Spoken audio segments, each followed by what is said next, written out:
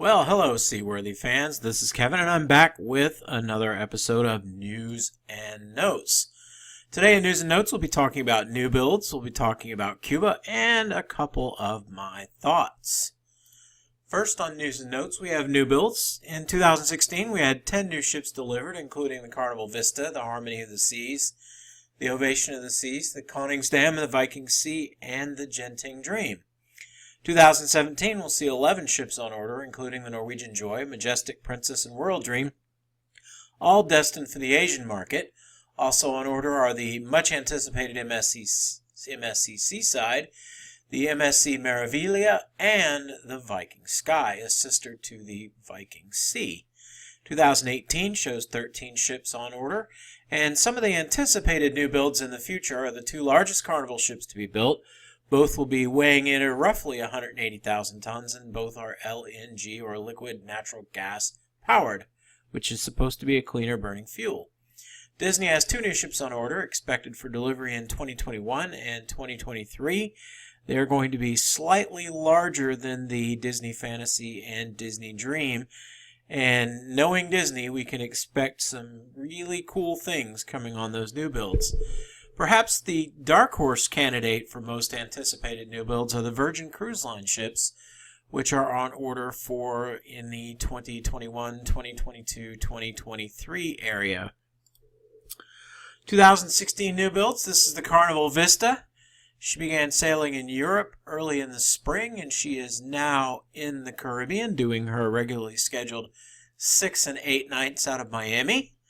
She features the Havana Suites, which are back in the back, and the Sky Ride, which is a bicycle ride around the funnel. She also has a water park, and she also has the First at Sea IMAX theater showing first-run movies. Holland America launched the Koningsdam, which is a new class of ship for them. She is a world cruiser doing Europe, and she's currently sailing in the Caribbean. We have the Harmony of the Seas, which also opened up in Europe, the world's largest cruise ship currently. She is a sister to the Oasis and the Allure, slightly larger. If you get a chance, Google 3 large ships meeting off Fort Lauderdale.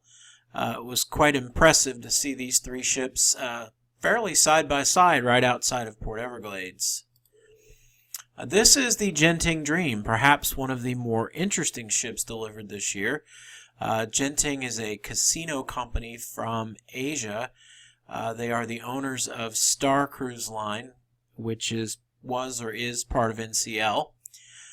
This ship has a very unique feature. All of these balconies have an LED light system connected, which allows the sides of the ship to have LED images portrayed on them. Again, if you Google Genting Dream Light Show on YouTube, there are some interesting videos of them using these balconies to do a light show on the side of the ship, which I think is pretty cool.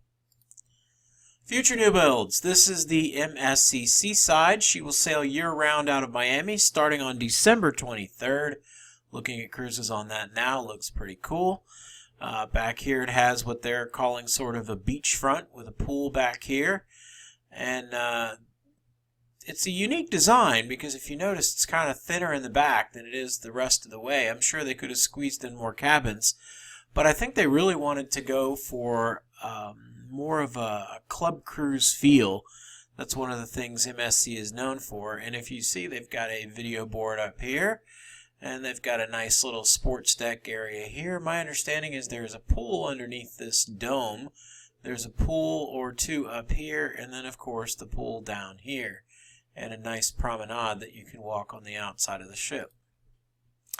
This would be the Norwegian Joy. She is being specifically constructed for the Chinese market. Let's see, she's got a very oriental or Asian type design on the side of the ship. Rumor has it she will also have a go-kart track somewhere back here. I don't know if that's true or not, but I've seen concept art for it. This is the Virgin cruise ship. Now, this is only a concept, and it's rumored to look like this, so there's no way of knowing whether the ship will actually turn out looking like this or not.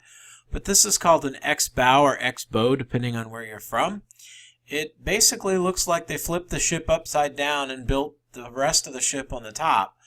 It's supposed to be a bit more fuel efficient, and it's supposed to be a bit more stable. I don't know if that's true, but I guess we'll find out.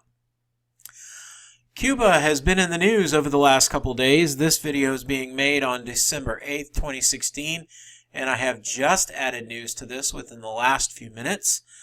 Fathom announced about 2 weeks ago that they were going to cease operations in June 2017. They've been in business roughly about a year.